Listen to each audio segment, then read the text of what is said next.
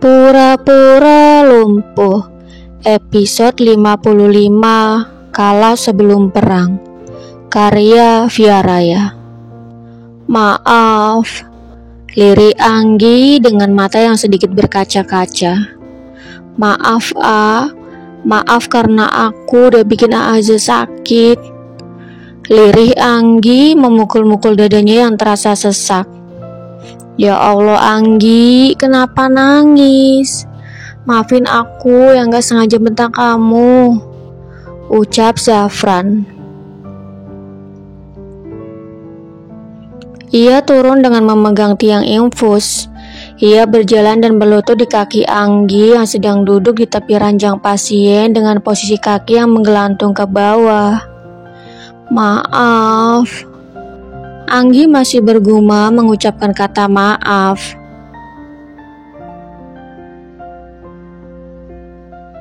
Maaf buat apa? Aku mohon jangan seperti ini.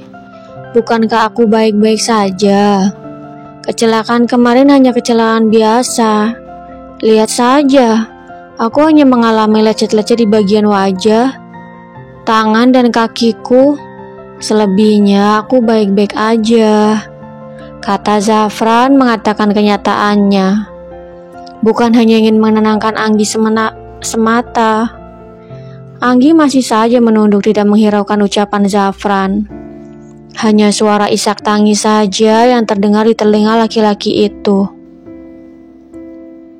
Buliran-buliran bening menetes di wajah Zafran.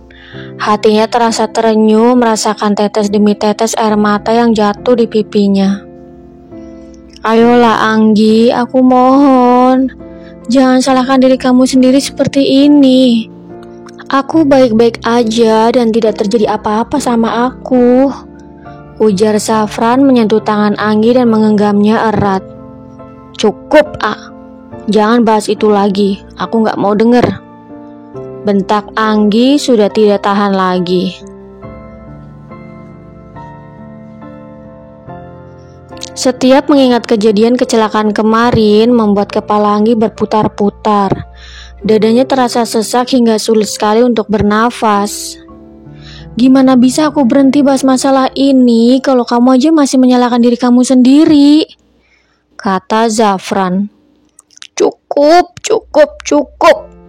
Aku mohon, aku gak mau denger masalah itu lagi. Aku mohon, lirih Anggi sambil menutup telinganya frustasi.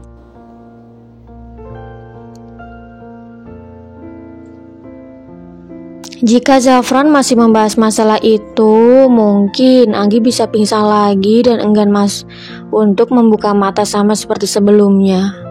Mungkin sebelumnya ia beruntung bisa membuka mata. Tapi jika terjadi sampai 2 kali, entahlah Anggi masih mau membuka matanya lagi atau tidak.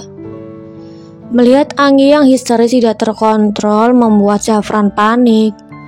Ia bangkit dan bergegas merengkuh tubuh gadis itu untuk menenangkannya. Ia tidak menyangka perbuatannya akan membuat Anggi semakin terluka. Mungkin trauma yang dialami Anggi sudah mendera daging sampai ke tulang sumsumnya. Meskipun kejadian itu baru terjadi kemarin, namun karena batin Anggi yang terlalu lemah membuatnya tidak kuat menahan rasa takut akan rasa bersalahnya. Maafin aku yang gak peka. Maaf karena sudah keterlaluan memaksa kamu buat gak nyalahin diri kamu sendiri. Lirih Zafran masih dalam keadaan memeluk Anggi. Tapi aku janji, aku bakal bantu kamu buat ngilangin trauma kamu karena aku, lanjut Zafran berjanji pada Anggi. Bukan hanya sekedar janji yang akan Zafran berikan, tetapi ia akan membuktikannya nanti setelah keluar dari rumah sakit. Entah berapa lama trauma yang gadis itu alami, ia tidak peduli. Ia akan membantunya sekuat tenaga, sekuat ia mampu. Sampai pada akhirnya, ia dan Anggi mampu mengucapkan kata selamat tinggal pada trauma yang menyakitkan itu.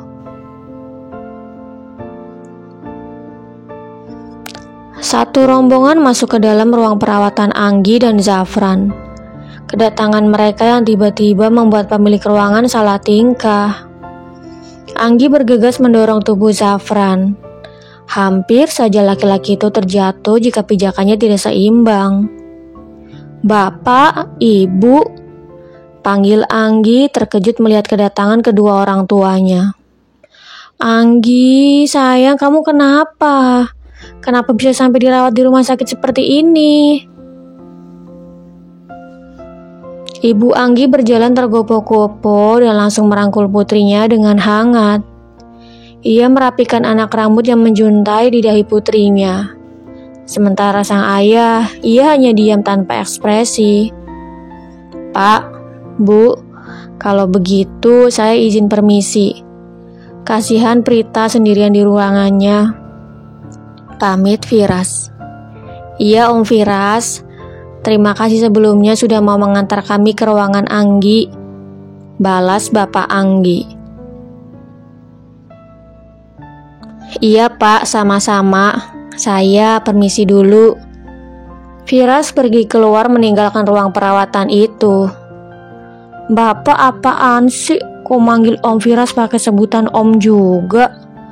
protes Anggi pada panggilan yang diberikan sang ayah untuk Firas, suami sahabatnya. "Emang kenapa? Om Firas aja nggak masalah. Kok jadi kamu yang protes sih?" jawab Bapak Anggi. "Om Firas itu suami Prita, Pak. Masa iya Bapak manggil dia Om sih? Emang umur Bapak berapa?" ujar Anggi kekeh. "Umur Bapak 45 tahun. Masa iya kamu gak tahu umur Bapak berapa? Sebenarnya kamu itu anak Bapak atau bukan?" jawab Bapak Anggi melebar kemana-mana. "Bodoh ah, males Anggi ngomong sama Bapak. Lama-kelamaan bisa bikin pusing."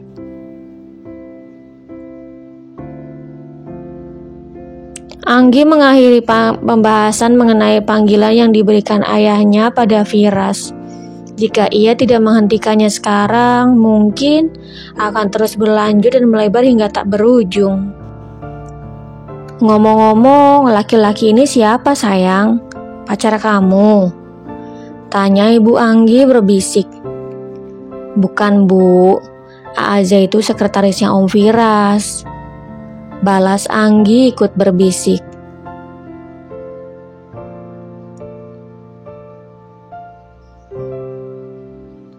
"Manis gitu, emang kamu gak naksir?" bisik Ibu Anggi melirik ke topik pembicaraan. Mendengar pertanyaan yang ibunya lontarkan membuat Anggi bertanya-tanya pada dirinya sendiri. Apakah ia bisa melanjutkan rencananya untuk melupakan Hegar dengan cara mendekati Zafran? Sementara ketika ia berada di dekat Zafran membuatnya sesak nafas. Bayang-bayang ketika Zafran pingsan di pangkuannya membuatnya mual.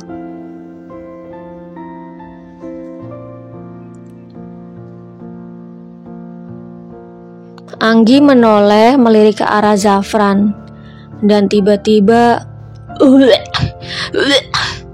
ia lekas turun dan berlarian ke arah kamar mandi, berlutut dan memuntahkan isi perutnya yang baru saja diisi ke dalam kloset.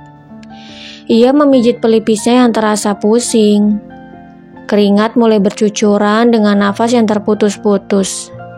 Ia kembali memukul-mukul dadanya mencoba menghilangkan rasa sesak. "Anggi!" teriak bapak dan ibunya bersamaan. Sang ibu masuk ke dalam memijit-mijit tengkuknya. Sementara sang ayah, ia hanya memperhatikannya dari luar pintu. Dari kejauhan, Zafran menatap ke arah kamar mandi dengan raut yang tidak bisa dijelaskan. "Sebegitu memuakannya kah melihat wajahku?" gumam Zafran bertanya. Ia sadar ketika Anggi menatapnya, bahkan tatapan matanya bertemu dengan mata Anggi. Setelah itu, Anggi langsung melarikan diri ke kamar mandi dan mual yang melanda.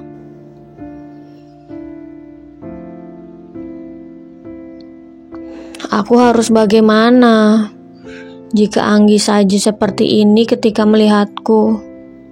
Gumam Zafran lagi. Zafran benar-benar bingung apa yang harus ia lakukan. Ia sudah berjanji pada Anggi untuk membantu mengobati traumanya. Tetapi, jika kejadian seperti ini, ia harus bagaimana?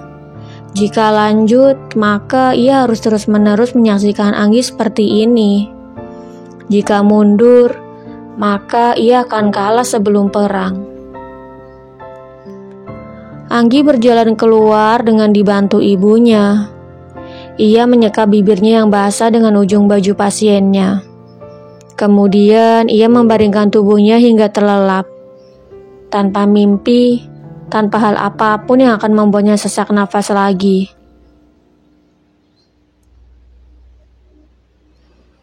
Di sisi lain, sayang, panggil Prita manja. Tumben sekali Prita memanggil Firas dengan sebutan sayang. Padahal sebelum-sebelumnya disuruh memanggil kata mas saja ia menolak. Ada apa gerangan? Om Firas dipanggil kok diem aja sih? Prita mulai kesal karena sang suami yang tidak menjawab panggilannya. Dengan tangan yang terlipat di depan, ia mengerucutkan bibirnya tanda protes. Kamu manggil aku dengan sebutan sayang. Laki-laki itu tidak percaya jika istri kecilnya memanggilnya sayang. Bahkan dalam mimpi pun ia tidak pernah membayangkannya. Karena ia pikir bukan dirinya yang dipanggil, jadi ia diam saja tidak menjawab.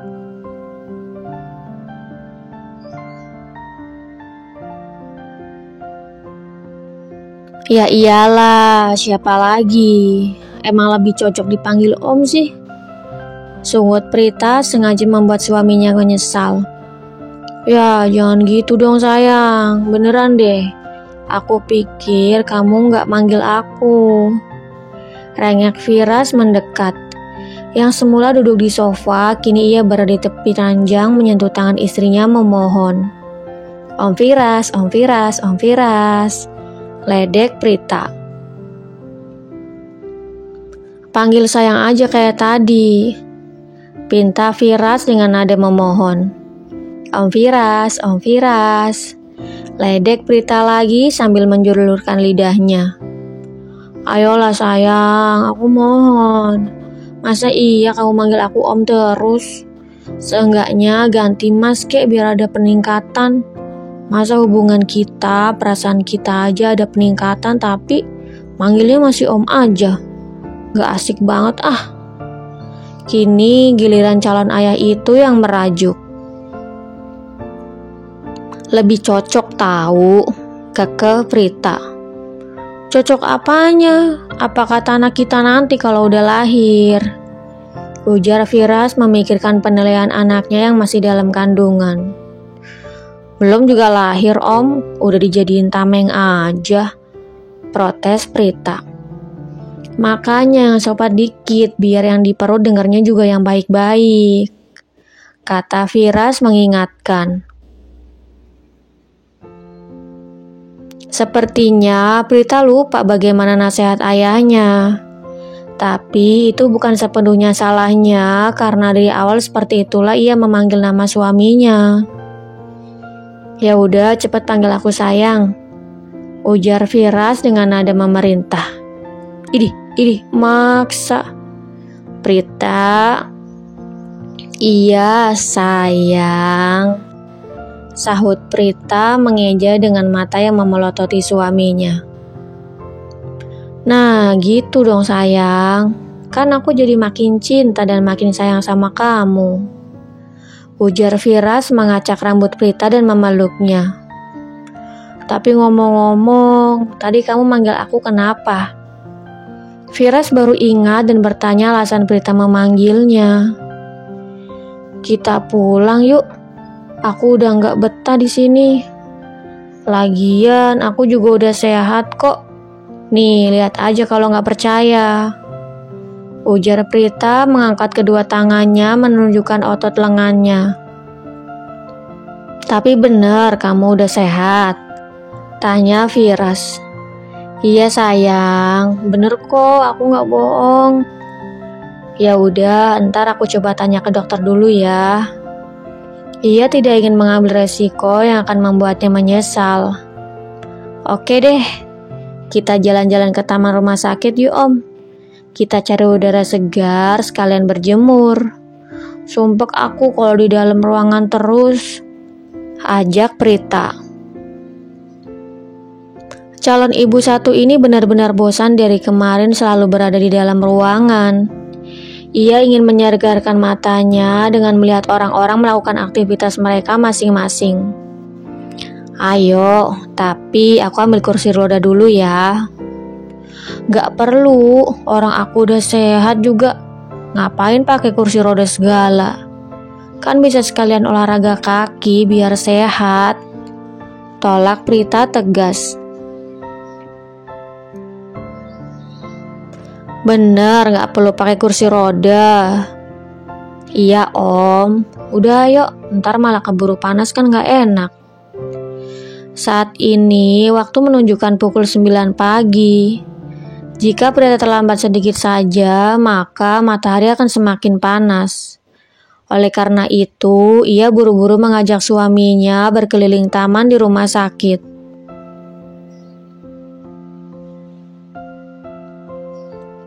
Lagi-lagi ada yang memotret Prita ketika ia sedang bersama Firas. Ditambah posisi mereka seperti sedang berpelukan. Padahal Firas hanya memapah membantu istrinya berjalan. Meskipun sebenarnya Prita menolak, tetapi ia tetap memaksa. Dan seperti inilah hasilnya. Potretan demi potretan mereka tunjukkan. Bersambung.